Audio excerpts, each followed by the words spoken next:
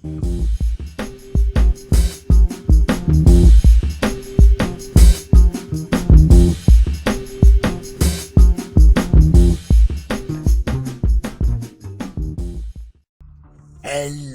and welcome everyone back to the Dumbass class with me, Hannis, as we continue our playthrough of the new Encased prologue, where in the last episode we had smited some fools with my mighty bray.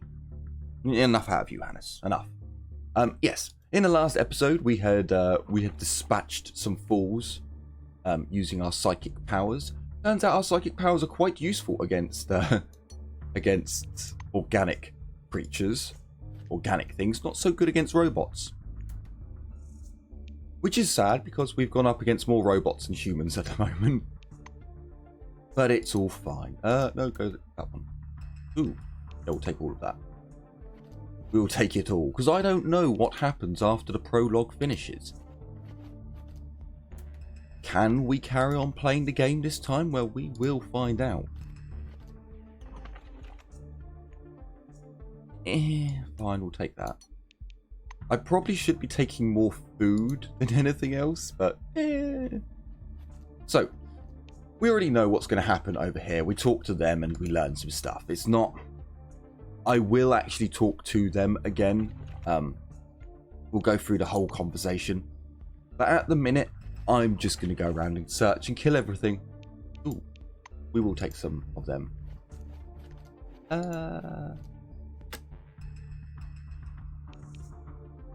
No, walk away. We don't actually have that much money. Although I could break them all. This is also true. Oh no, I can already feel my vocal cords are not right today. Which we all know means that there is a chance. There's a chance that I might mute myself in the episode. Oh, that was so sad. That was, and the thing is, when I went back to watch over that episode, I didn't edit it because I wanted you guys to see how much of a dingus I was. No, I actually forgot to edit it properly. Because time constraints. Yeah, but it genuinely did sadden me that I literally... And the thing is, I remembered, like, I was about to cough, and I was like, okay, let's mute it. And then I was like, oh, let's see where all the searchables are. I unmuted it and muted it again. Oh, it saddened me. Truly did. We are going to quick save, just in case, because we are hurt, and who knows, maybe a critical could happen.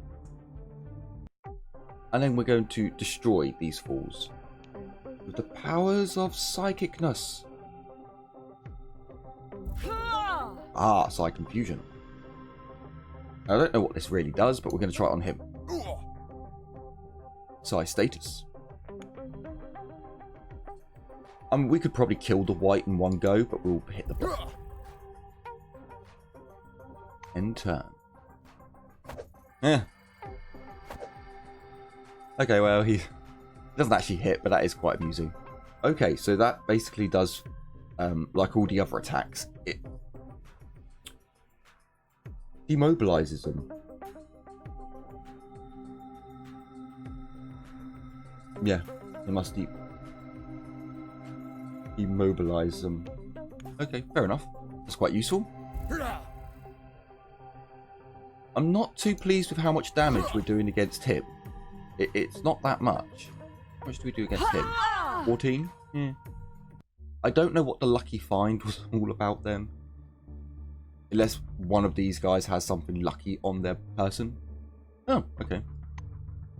A load of ammo, not bad, not bad. An onion, but we will take it. I'm pretty sure we're going to be overweight when we take off our armor. I've got a feeling. Yes, at 44. Yeah. What is our encumbrance? I think it's like 38. But then realistically, we do have a decent amount of junk on us, so we should be able to get rid of some excess weight. But yeah, let's get +5 cryo damage. you still have flatulence? Well, it'll be fine. Oh, wow, we have flatulence for 40 minutes. That's some powerful gas. Well, I suppose if, like, just every 40 minutes you're letting out one, it's not so bad. So, yeah, it turns out if you have lockpicking 2, you don't really need... I suppose if we come up against a lock 3, we will need it, but meh. Right, quick save again, because massively paranoid about dying. We're not actually going to wait for these people to get up and attack us, because we know they're going to, so... Good, missed. We get another shot. On you.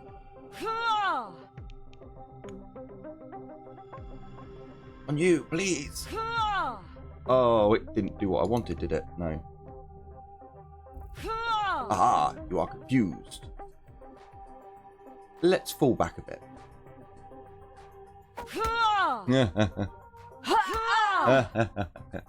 Oh, I like that. I do like that. Anytime I can make the enemy kill their own people, I'm going to find it funny. Be gone. I reach into your mind to destroy your brain. Be gone. Oh. We got one more attack in us. Yeah. Die, filth. I still don't know if that's a bug or not. It keeps 2 up there. Also, keeps 3 up there. Well, look, there you go. Because I just don't know. It's I don't know what's going on with the action bar at the moment. It's a bit odd. Right, give me your goodie bits. Oh, no goodie bits? Devastation. I need to scan any of you. It's just you. No, I don't think I need to scan any. I think we're safe. We have a Mark II. A Mark II. Although we've already got a Mark II, it's still a Mark II. A good weapon. It's a very, very, very nice weapon. In fact, it's such a nice weapon. I'm going to get rid of the shotgun. There's no way we're going to use the shotgun. But if we can sell items at one point... Ah, if only. If we ever find a merchant with money. Huh? How dare you? Open to me. Let me see what feet you have. Your shoe collection is disgraceful. Ooh, ammo. Always happy to take ammo. See, the annoying thing is they are going to add more to the game. I really do enjoy the game, but it does annoy me that I may have to do all of this all over again. Just to make a character who can make armor at the start of the game. Because you can make it. Just we can't at the moment. Did I scan her? No, I didn't. Scan her. Blue Wing. Unit dead.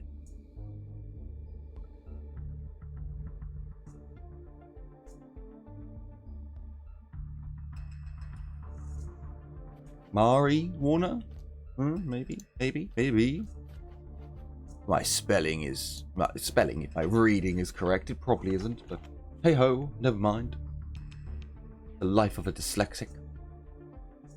I would love to take that, but I'm not going to. Because I don't see the point. Although, to be honest with you, I don't know if there is any point in looting any of these items, for the most part. That was a good little haul. But we have to. There could be squeakrets about. And if there are squeakrets, we must uncover them.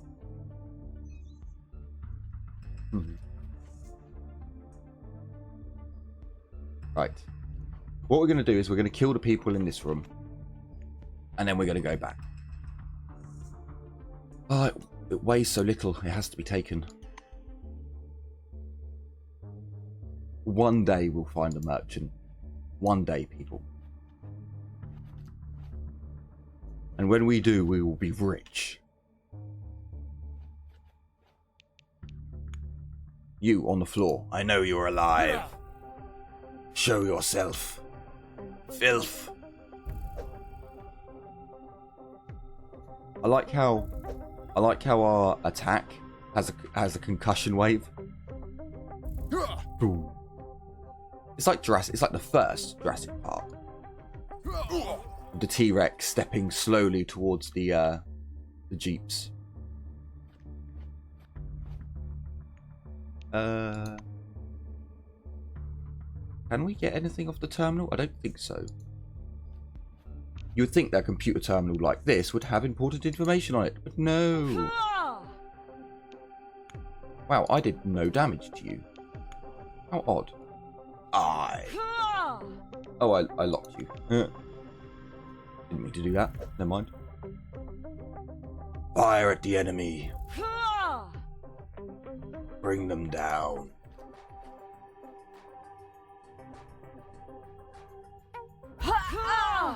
And you're dead.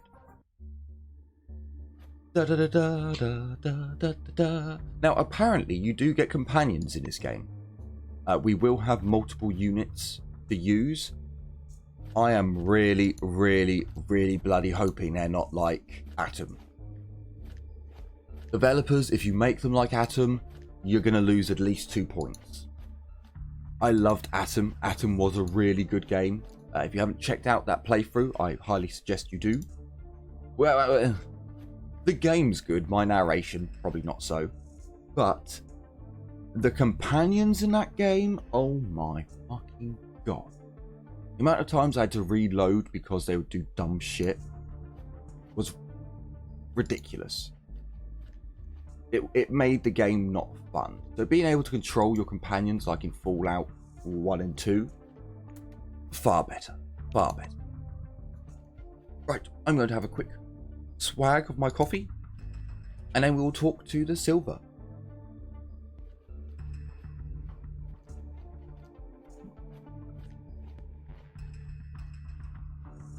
The door opens quietly, almost inaudibly. It is a dim room, saturated with pale lamplight. Inside you see a woman. Oh, well, aren't your eyes just gorgeous, my dear? She's sitting in an armchair, head in her hands. You can barely hear the words beneath her sobs. You listen closely. Oh, you listen closely. The woman is singing.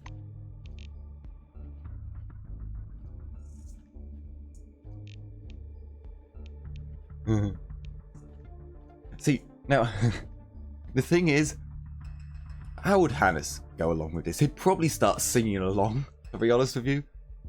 He'd probably just come she's singing really quietly just to try and take her mind off the situation. And then Hannis comes in like full opera style. Oh, it's a beautiful day. No. Yeah, I'm gonna go with that. The woman lets out a panicked shriek and jumps in place. After that moment of panic, she regards you with wide, anxious eyes. Her cheeks glisten with tears. I was just singing.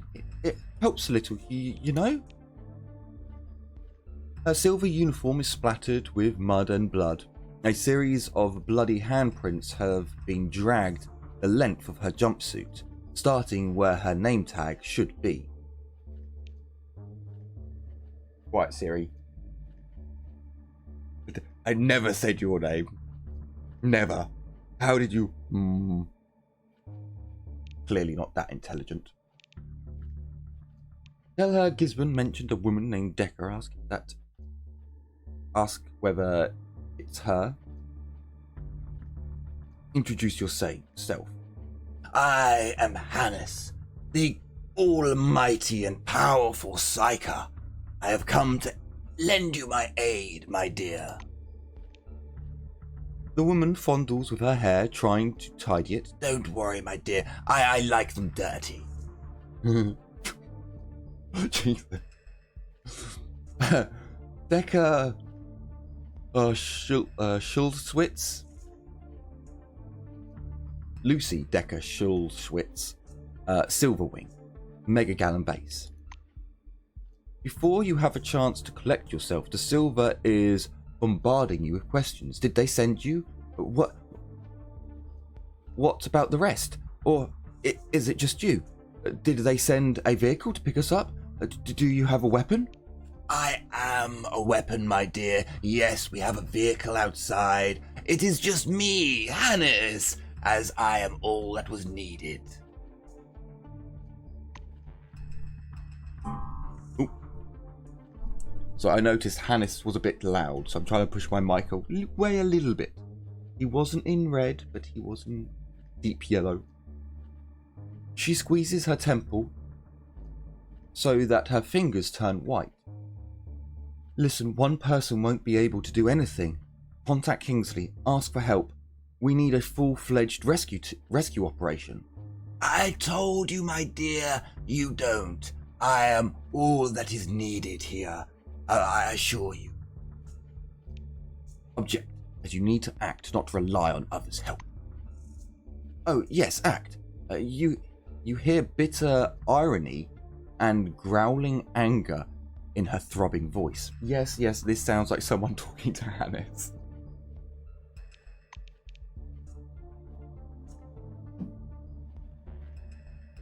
Lucy brushes her face, burnishes her face in her hands and begins to sob.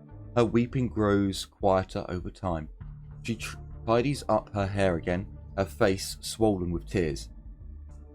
Maria is dead, Bob's gone missing, the Orange fled, and our scientist is losing his mind. Is there anything else you need to know about the mission?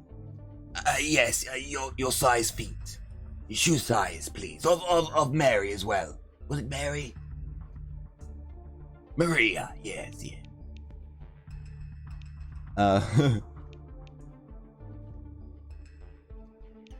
Ask for an account of the situation. She sniffles. Do you want me to dredge it all up again? I don't know what I'm going to do once it's all over. Her body starts shuddering. She's on the verge of a mental break. Touch her, Hannis. Touch her gently. Just smooth your hand over her face and just release your psychic. Jesus Christ. Oh, I'm sorry. I can't help it. It's Hannis. Touch her, Hannis. Touch her. You brush against her shoulder. You sniff her hair lightly. Oh dear. It turns out to be enough for Lucy's to stop sobbing. You're not a trick of my imagination, are you? If everyone's going mad, what if I am too? We imagine other people, hallucinations. Have you heard of that? She wraps her arms around her slender shoulders. Do you really want to hear what it was like? We arrived before the storm at 9:20 p.m. I believe it was. Conditions, the connection was already lost by then, and there was something wrong with the people. No, not something, everything about them was wrong. The silver blinks several times. We go down to level 3 and we're attacked. Bob's killed then. Have you ever seen chunks of meat detach from a human being? Have you? Did you want to cry? No, I felt hungry. I was quite peckish myself. It was a foot, you see. What else can I say? Here I am. Bob never came back. Gisborne yelled at me and fled. Maria is dead, and Ron is acting strange. I've told you that already, right? Have I? Everything seems to be slipping my mind. Move away. Wait, I'm not going to go through all the conversation again because, like I said, we've already heard it.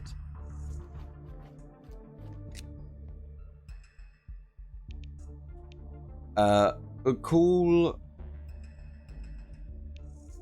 A knock knock. It's Hannis. You hear footsteps in the room, quiet but heavy. The man locked inside approaches the door. Is that you, Lucy? Oh, open the door already. Enough with this idiocy. For once, try being professional. I'm not Lucy, my good, honourable man. I am Hannis, the greatest psyker the world has ever seen. Silence hangs in the computer room for a few moments. I'm sure it would. I'm glad to hear you aren't Lucy. As you can see, she and I haven't quite hit it off. The door slides open an inch. In the dark computer room, you can see a lens of glasses reflecting the light. Ronald Steele, White Wing. I'm a member of the expedition crew. Apparently a former member. My colleague decided I was dangerous and locked me in here. How has she locked you in there but you can open the door? Questions that the dialogue did not quite answer. The scientist regards you through the crack of the door for some time. Look, I don't have time to prove I'm normal. Just open the door. We don't have much time. Tell him you'll try to open the door and move away. Why is Hannis preparing to fight? He's got his gloves up. Gloves up.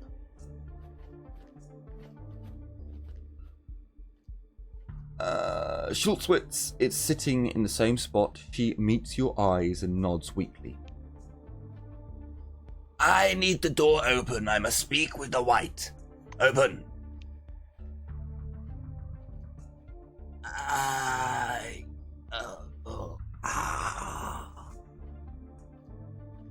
Lucy jerks her head.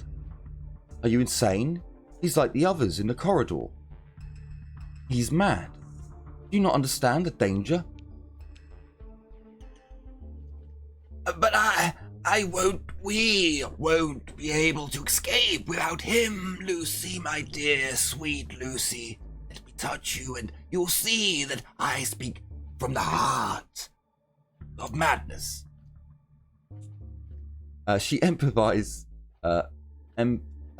waves her hand at you. Do you think we'll escape if he joins us? I, for one, doubt it. Lucy, I must open the door, woman. I am Hannis. I will not wait for this nonsense. No, I clicked. What? God, I always feel like I lose a bit of myself whenever I play Hannis. The person that appears from the dark computer room looks nothing like a scientist. His beard, his broad shoulders and military bearing make him resemble an officer from the elite forces. Only the silver name tag that says Ronald Steele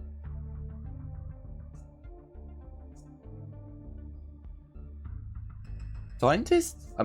It's not scientist. Philosophist? Statistics? Suggests he works at the White Wing. Steele shakes your hand. It's nice to see a living person for a change. Even you, Lucy.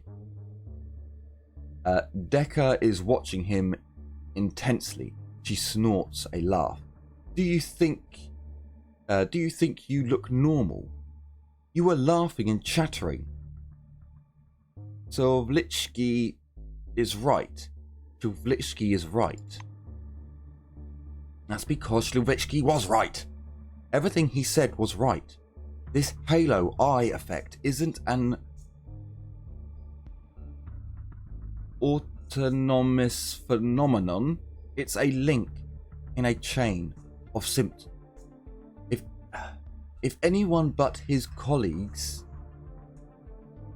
listened to Gabrielle, nothing like this would have happened. Ronald spreads his arms out in a hopeless gesture.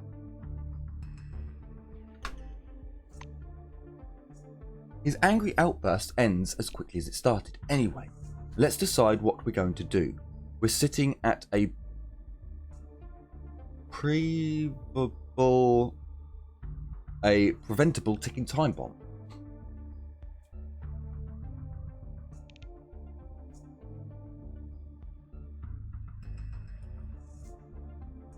Suggest a plan. Suggest a plan. Even though the elevator crashed, we can try and search for another exit. Suggest a plan where we contact Kingsley, hide somewhere at this level, and wait for help to arrive. We should neutralize the relic. I don't actually know this, so I need to make a call, let the boss know that we're all alive, kind of, sort of. No, that won't do.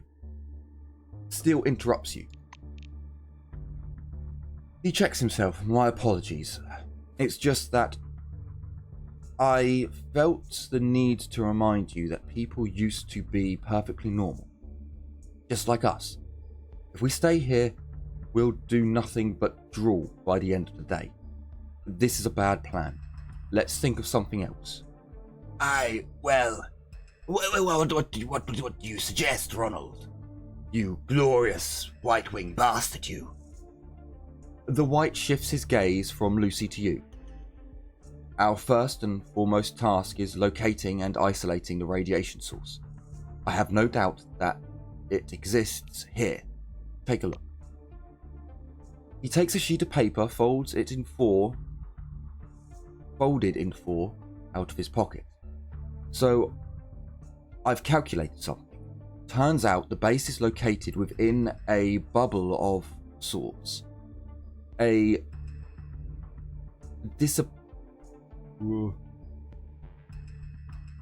depression of radiation power within the bubble,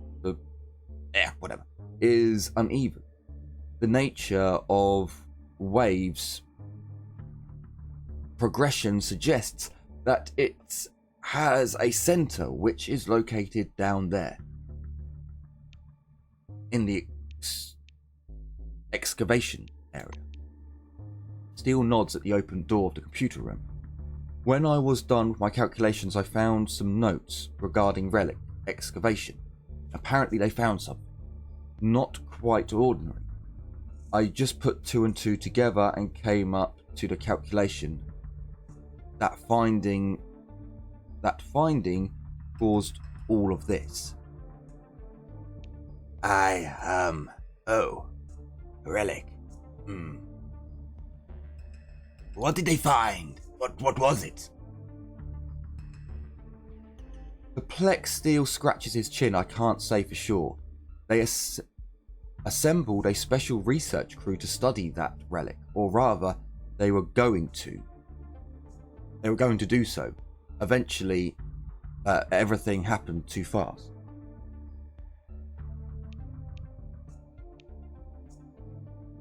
Fine. We secure the source of this madness, and then we leave. With all due haste. Ronald turns around to Silver. Lucy, you're in charge of this mission. You should be the one issuing the orders. Lucy? Crows, says Decker in a resounding voice. What is wrong with you, woman? What is going on? Yeah, shake her and slap her. The Silver lifts her head. The emerging rings of white light flicker in her eyes. Did you see how many of them flocked to Nashville? Some even got inside. You and Steele exchange glances.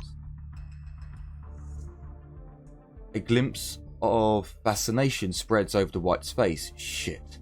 Let's hurry, the relic is somewhere down there. Ooh. She didn't change her... What? Find the master key, then go to the... Oh, the door is open. Sorry. I thought the door was shut for some weird reason.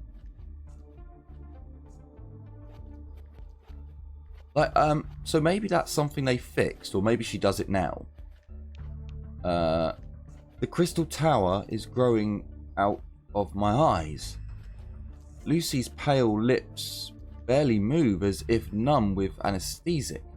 A thin stream of saliva stretches down from her chin. Oh dear. Oh, dearie, dearie, dearie me. Well, she's going to a worse place, I think. A much worse place. But, as you can see, a save has been done because it appears to be that time once again. I certainly hope you've enjoyed this episode and are looking forward to future episodes to come. Let me know how you think Hannis is doing. If he needs improvement, I will never need improvement. Be quiet, you. If he needs improvement or to be tweaked. Because sometimes I do get a little bit carried away. And in the next episode, we will inform Kingsley about what is going on here and see if there is anything that has changed since the last time. So, nothing else to say other than thank you so much for watching. Take care, everyone. And as always, bye-bye for now.